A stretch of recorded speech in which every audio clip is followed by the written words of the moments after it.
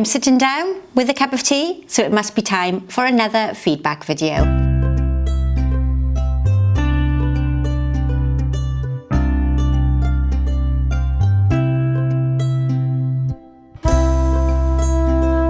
So welcome back to today's video. This is your opportunity to share a photo of your designs with me so that I can give you some constructive feedback. Now, if you are sending photos, it does need to be a really good quality photo. Try and get a photograph with a plain wall behind because it's much easier for me to see. So I'm going to introduce you to our first design. This has come from a lady in Northern Ireland called Carol MacDonald. She has studied OCN level 3 and she sent in a photograph of a parallel arrangement. And if you're not familiar with a parallel, it is quite different from traditional floral design. It's often referred to as modern, although it was first introduced here in the 80s. So I really don't think it should be classed as a modern design, but it's a really popular one with flower clubs. The style can vary quite a lot, from very rigid parallel lines to a more playful, more meadow style arrangement. And originally, a parallel arrangement was one style of arrangement, similar to what you see in the photograph. Now, parallel is a way of arranging flowers, not just one particular style. And if you've been trained by a flower arranger or a florist that hasn't updated their skills or any of their knowledge prior to about 15 years ago, then they will probably only know parallel as an arrangement. Now it's incorporated as a set of designs and it's seen in a much wider choice of floral designs. So typically stems radiate from a centre point in floral design, but in a parallel arrangement, the flower groupings come from separate parts of the floral foam and they produce parallel lines, exactly like it states in the title. And if you can imagine fence posts or lamp posts going down the road, that's pretty much how your arrangement should appear. Lines can be vertical, and that's normally the most popular. They can be horizontal, or they can also be diagonal, or often referred to as slanted.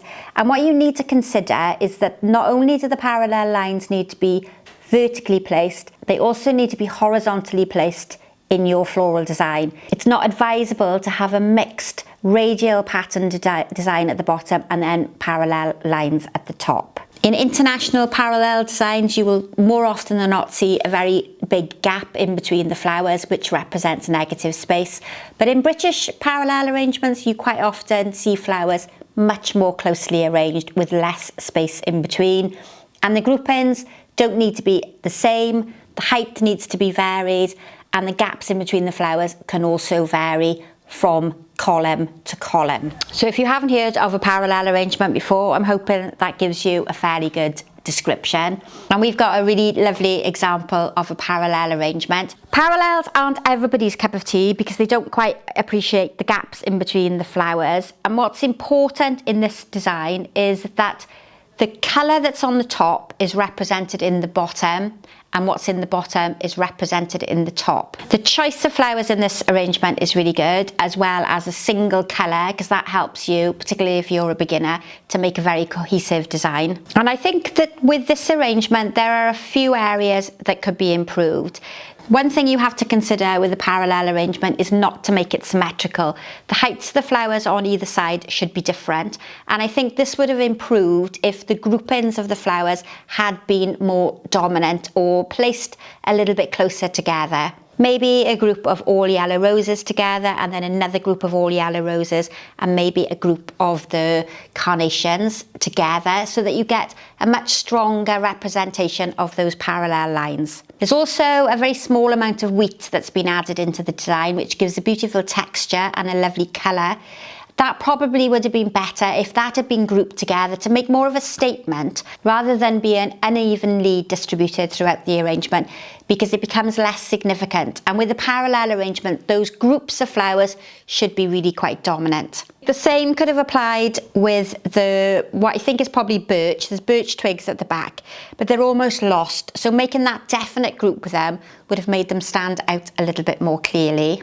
And what I would like to have seen is that yellow rose colour added either into the bottom or somewhere at the bottom part of the arrangement, because it almost looks like if you draw a line through the middle, there's roses at the top, but they're not introduced to the bottom, and the flowers at the bottom aren't introduced to the top.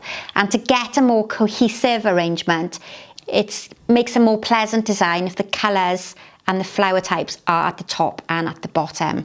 But there's many good points about this arrangement. One thing that I think arrangers struggle with the parallel arrangement is to make the bottom of that design parallel as well, whereas this is more of a traditional base with those nice parallel lines at the top. So grouping your flowers at the bottom and grouping your foliages would have really helped make this design have that more structured look with those clear parallel lines evident. By mixing the flowers at the bottom, you've almost lost the effect that's been created at the top by the groupings. Now, it's difficult to comment on photos because I don't know the situation and the flower choice that was available or the budget that this lady had to work with, but trying to consider adding the same flowers at the top into the bottom would really elevate that design and take it to the next level. And remember that the bottom part of the arrangement should be grouped and the flowers should be placed in parallel groupings, not in a random display like they are on the bottom of this arrangement. So clustering them together, so all of your carnations together, all of your chrysanthemums together, your solid aster goes together to continue the look that you've created with those parallel lines at the top. But I'm really delighted that we've had a parallel arrangement shared with us. So thank you very much to Carol for sharing it. I hope you'll take the constructive feedback on board, and I look forward to seeing another design from you very soon. The second arrangement that we're going to be looking at today has come from a lady called Rosemary Sharman, and she's a Welsh lady living in North Wales. So shwmae, and da iawn for having the courage to send in a gorgeous photo. So thank you. Now I believe, if I'm looking at my notes correctly, this is only the fourth time she's done a floral design, and she's joined her local flower club that is being run by a local florist. So I'm imagining she's getting some really good instruction. Now this session asked her to create a formal arrangement with a twist, with a bit of a Bridgerton theme to it. So firstly, I would explain that a formal arrangement is something that generally has those basic geometric shapes. So anything like a triangle, an L shape, anything that's formally arranged with patterns, structure and an outline shape. Anything that's categorised as informal is something that's much looser, has that more countryside feel to it. So this definitely falls under the formal category. And the photo you're looking at the moment, I think is pretty soon after it was made. I've got another photo to show you in a minute when the gladioli have started to open. And Rosemary has described this as being asymmetrical, which is unbalanced or uneven. And it is definitely that. It definitely has more weight on the arrangement on the left-hand side to the right-hand side. And I'm a little bit drawn to the two very severe lines of the gladioli. I feel that they are a little bit too overpowering in this particular arrangement. I don't mind the shape and the direction that the eye is being taken in by the gladioli. I just think that they're too stiff alongside the rest of the really relaxed design. I understand why they were put in, because Rosemary wanted to make the design asymmetrical and she wanted to have a bit of a twist to her flower arrangement. But I think the line is that a little bit too rigid. So maybe a softer flower like a larkspur or a delphinium might have worked a little bit better. But there are lots and lots of positives about this arrangement. The choice of flowers works particularly well. You've got a combination of shapes and sizes of flowers. There are different textures within the design. Rosemary chose to have a clashing colour combination. So we have the yellows really clashing against the burgundies and the dark sort of pinks. And the overall proportion in relation to the container is excellent as well. So well done, Rosemary, you've done really well with this design. So if we think about proportion, general traditional proportions are 2 to 3 times the height of the container. So if you think about how tall the container is and you double that, that would be the minimum height of the floral design. And I think Rosemary's achieved that really well. There's a really good even distribution of the yellow. Possibly a little bit more could have been added to the top, but if you split the design in half, there is yellow on the left and there is yellow on the right. And that is the most dominant colour that you see. So you need to be really careful that you've evenly distributed the most dominant colour. Yellow is the most luminous colour on the colour wheel. So if you're looking at yellow, you will always see it from the back of a building because it's the brightest and most vibrant colours. Whereas the purples and the blues recede away. So they are the ones that you don't see from a distance. And that is really evident in this photo because those dark burgundies and maroons really disappear. And then you get that nice pop of yellow and the white to link beautifully with the container. So I think to improve the arrangement, it would have been better without the gladioli on the left because I think they're a little bit too stiff.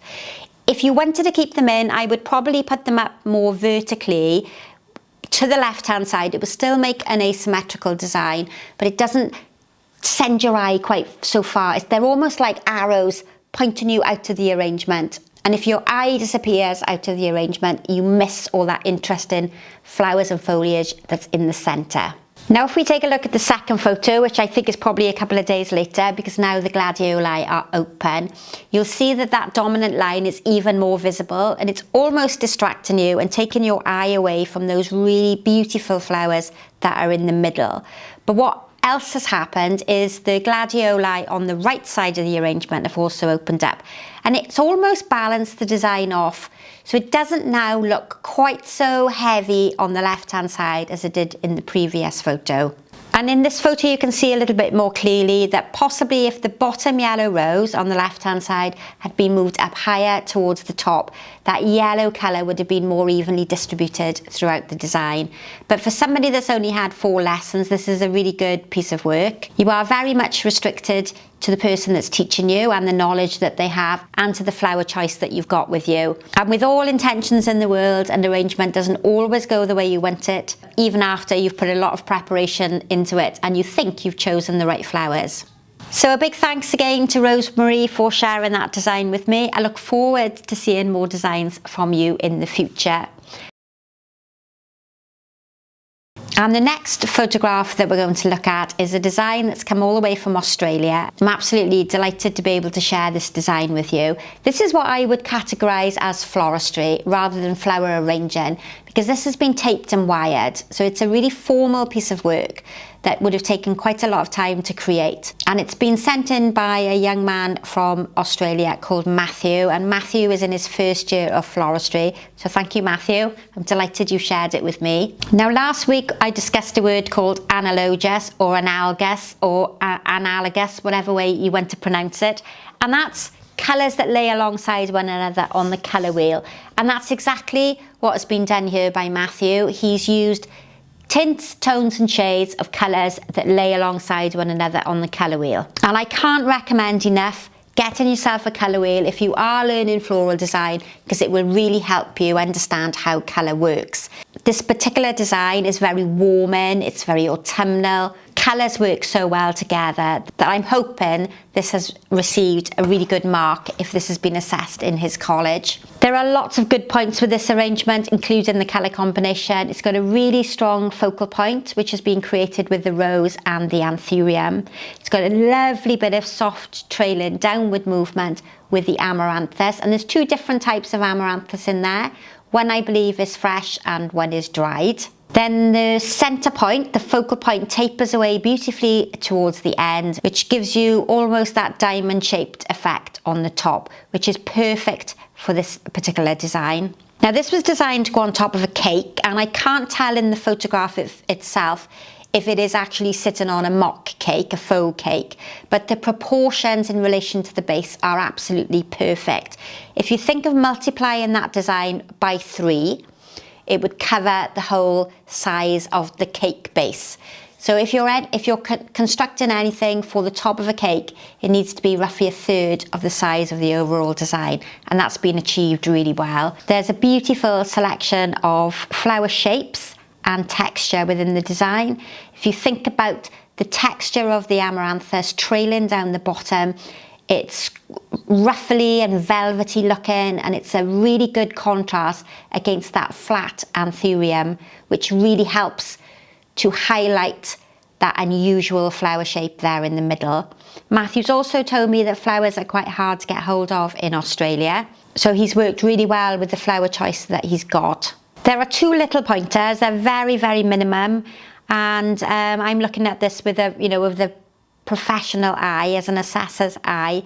The left-hand side of the arrangement has leucadendron, and it's slightly stronger or heavier, visually heavier than the right side of the arrangement. Let me just bring a close-up of that design in as well. So if we look at the close-up, on the left is an open leucadendron. It's more of a apricot colour. And on the right side, there is a much darker chrysanthemum, and the chrysanthemum is slightly lower down. Now I am being really picky on this because hopefully Matthew wants some feedback where he can improve.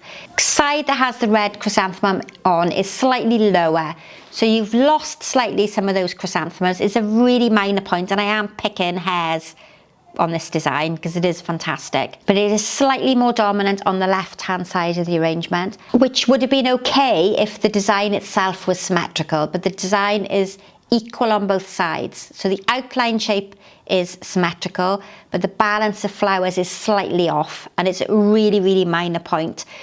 So making a slightly bigger cluster of those red flowers on the right hand side would have been a slight improvement. And let me just swap photos again, and then you can see it more clearly in this design. Because red is a darker colour, it recedes and it drops down, whereas the lighter colour on the left hand side pops out. So the colour on the left hand side is coming towards you and it's much more visible. Colour on the right is disappearing away because it's a darker colour, so it's not as visible as the left hand side. And if we look at it from sort of an overhead picture, which is absolutely perfect, these are ideal photos for me to give feedback on because I can see the design from different positions.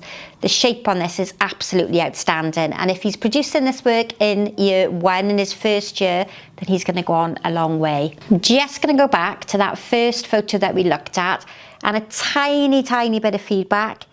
The trailing amaranthus, there's one very long piece, which is beautiful, and then the rest of it all finishes on a really severe line. So what I would like to have seen if I was assessing this piece of work for college is a more graduated step down of the thinner, brighter colour amaranthus so that it doesn't finish at such a severe line. It's almost cutting that trail off in a really rigid place. But I would have been absolutely delighted if I had received that as a design for my wedding cake or for my birthday cake. It's absolutely outstanding. And I know as a florist who's learnt to wire and tape flowers, this would have been hard work and would have taken a lot of time and effort. So thank you very much, Matthew, for sharing it with me. I'm hoping the feedback is okay. For those of you that have shared videos that I've discussed today, then please, if you've got any comments, you can either put it in the comment box below the video, or you can send me an email and we can discuss it a little bit more via email. If you want to help and support these free tutorials, then there is the option to donate to the Super Thanks, which helps to buy me a cup of coffee. And of course, you can access all the full in-depth courses over on the website via the online learning library. Thank you as ever for joining me. Don't forget, if you want to share photos with me for feedback, ideally I need several different angles of the design with a plain background. Email them to me on sharondower@hotmail.com, and if you can, put in the subject box that they're feedback photos so that I can separate them off from the hundreds of other emails that I get on a daily basis. So I look forward to seeing you again very soon. Bye for now.